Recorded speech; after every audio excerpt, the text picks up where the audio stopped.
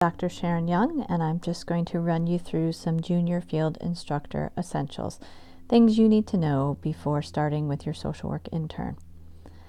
First of all, I wanted to thank everybody for taking the time to have a social work intern.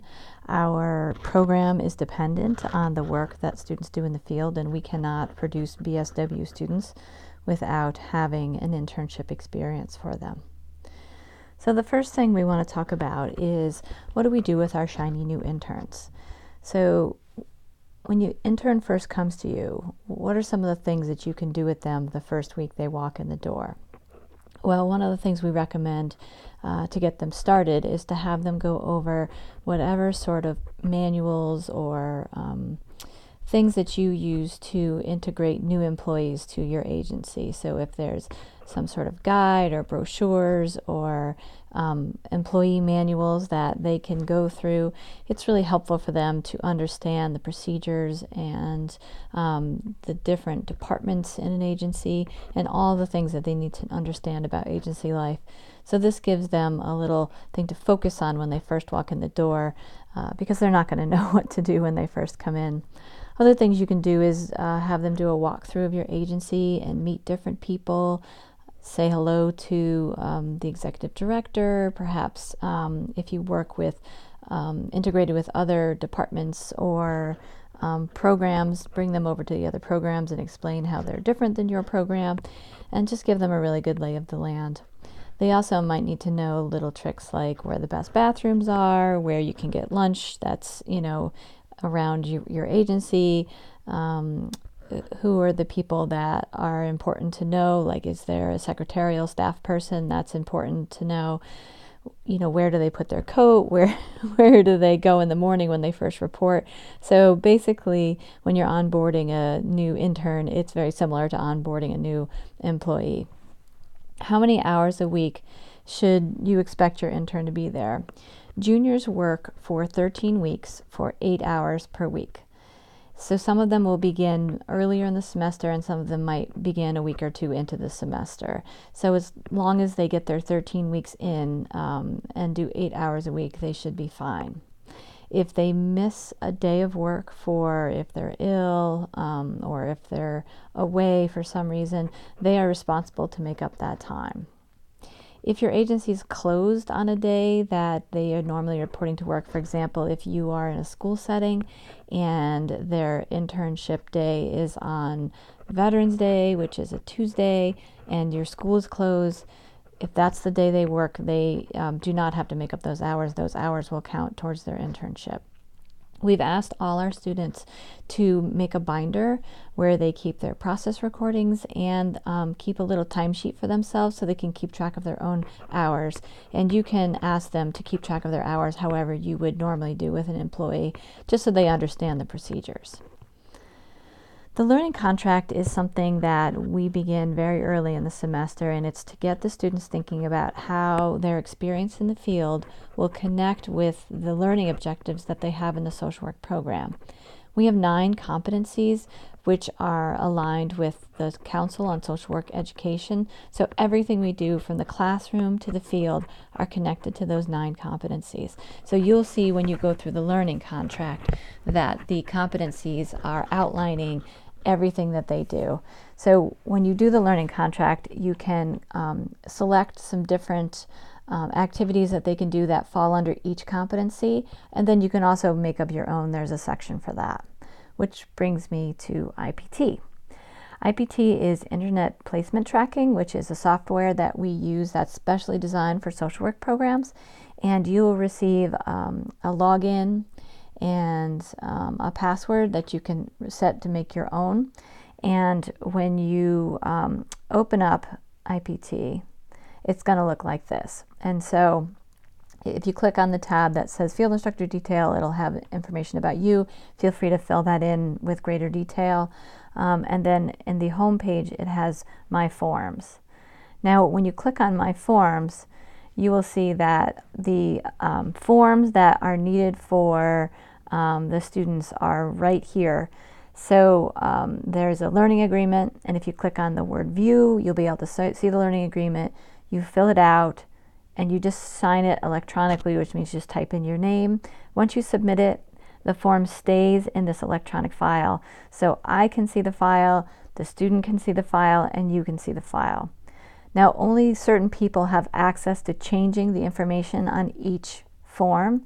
So for example, if you open the learning agreement from your login, you can fill out parts that the student will not have access to from their login. So the student only has the ability to view the form and then sign the form. So the learning agreement becomes at the beginning of the semester, and it's something that you can view it and print out a copy and then sit down with the student and talk about different things that they'll be doing while they're in the program. And then around mid-semester, there's a quick mid-semester review, which just involves 13 questions just for us to, make sure they're doing okay. And around mid-semester, you can expect a visit from the field liaison who will come out and visit with you and the student for, less than an hour or so, just to check on the student's progress and see how things are going. And then at the end of the semester, there's the end of the semester evaluation, which will help you inform the student of how they've done at your agency, what learning objectives you feel like they've met, where they need to grow, and it also helps us grade the student. So looking at the day-to-day stuff, people always wonder, how much responsibility can I give a BSW intern? Our juniors are coming into agencies with a really diverse amount of experience in the field. Some of them are age-appropriate college students. They're 20 years old. They've only maybe worked at the mall before, and this is their first professional experience. We have some students that are coming in that are graduates of the DARK program and are working as substance abuse counselors, and they also will be coming to agencies. So part of the amount of responsibility has to do with how you gauge where your student is ready to learn. In the beginning, all students will do a lot of shadowing, but then you'll get a feel for how competent your student is and what kind of challenges they're ready to take on. Some of the things that we recommend students do is to give them a little project to work on, and it can be a simple thing like, let's make a bulletin board each month you're here that has a different theme. You can come up with the theme, here's where you can find some supplies, make a nice bulletin board. You can have them work on maybe some research projects you might have. You might want to say, we're thinking about integrating motivational interviewing into the work we're doing here. Can you get me a couple articles on motivational interviewing and how it applies to our client group? Any sort of projects that, maybe you've been kicking around that you just haven't had time to get to might be a nice thing for a BSW student to start working on. We also like our students to get a lot of exposure to different things that the staff are doing. For example, if you have rounds or if you have staff meetings or clinical meetings, if you go outside and have an agency meeting, I find those to be very helpful. The students really like to go and see all the different aspects of what happens in the field. And I think going to meetings exposes them to not only to social workers, but to other professionals in the field, which is really helpful for them. The juniors are required to have a half an hour of supervision a week or an hour every other week. And the question is what do I do during supervision?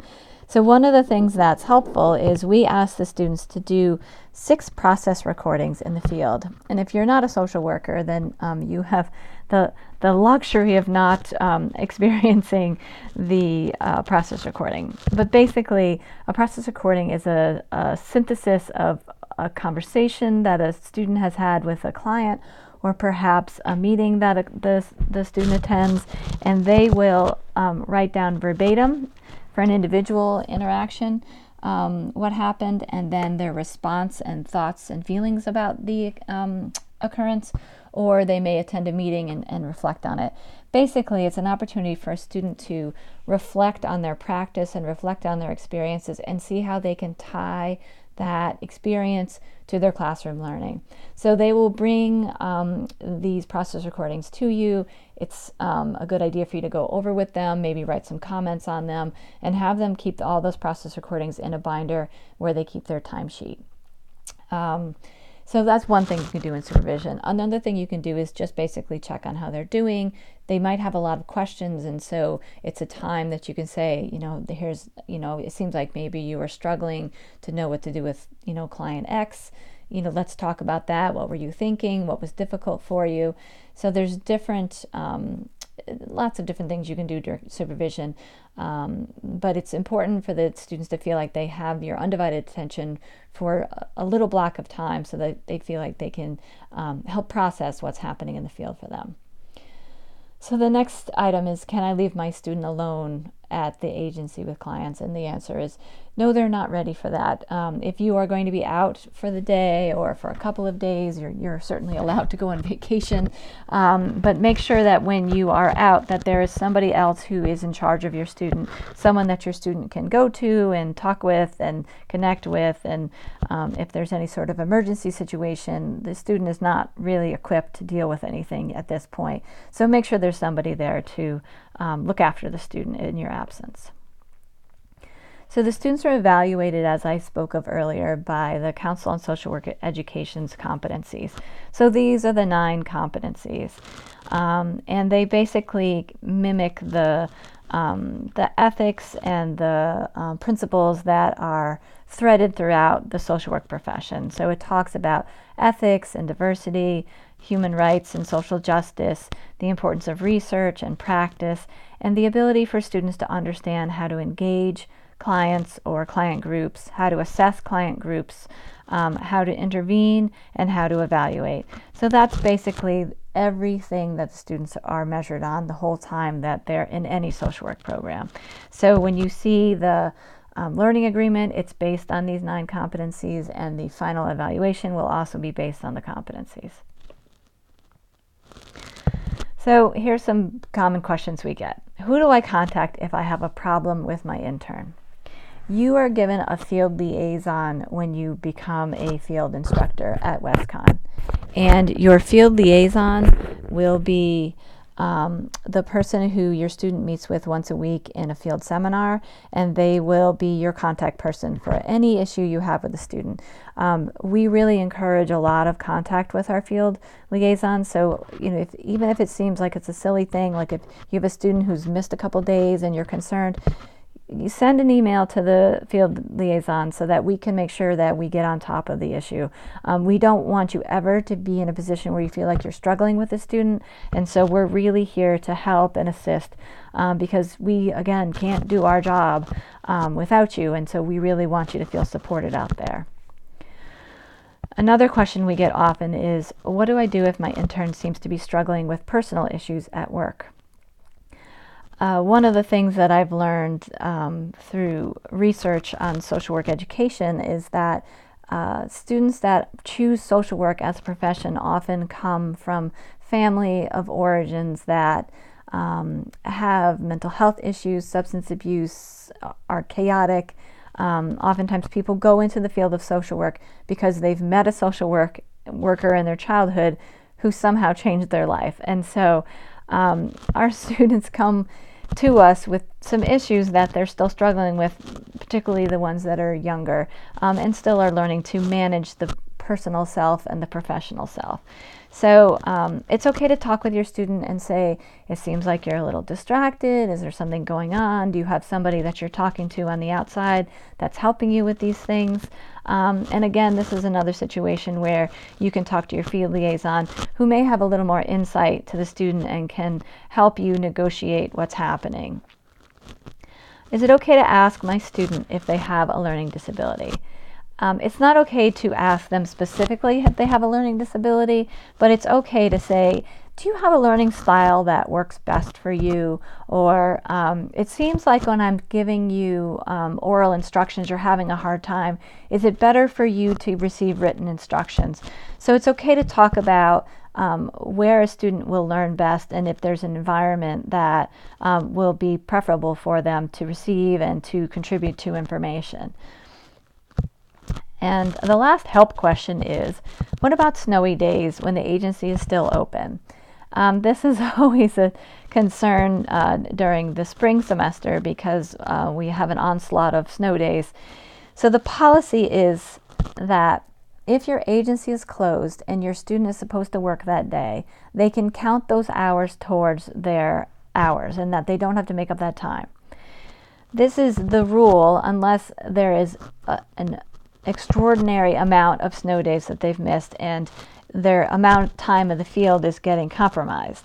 So if it happens, like say more than 4 times in a semester, then we really need to evaluate the fact that maybe the student needs to make up some of those hours because it's going to impede their learning. If you're working in an agency, like say for example a nursing home that's open 24 hours, what I tell the students is that if your field instructor is there, then you are expected to be there. So if you are there, it's snowed out, but your student's like, I can't come in because of the snow. It's fine. We don't want the student to put themselves in a risk situation. So they may take the day off. However, they will need to make that day up. So if the agency's closed, they don't have to make up the time. But if the agency's open and their field instructor is there and they can't make it in, they have to make up the time. So that's the snow policy. So that's everything that is the quick and dirty in a nutshell. I encourage you to please look over your field manual that your student brought you, and I also emailed you a copy. If you have any more questions about things, feel free to contact your field liaison. If you have questions about IPT, or if you need to reset your password, which happens all the time, just send me an email and I'm happy to reset it for you. And again, thank you so much for being such a support to our students.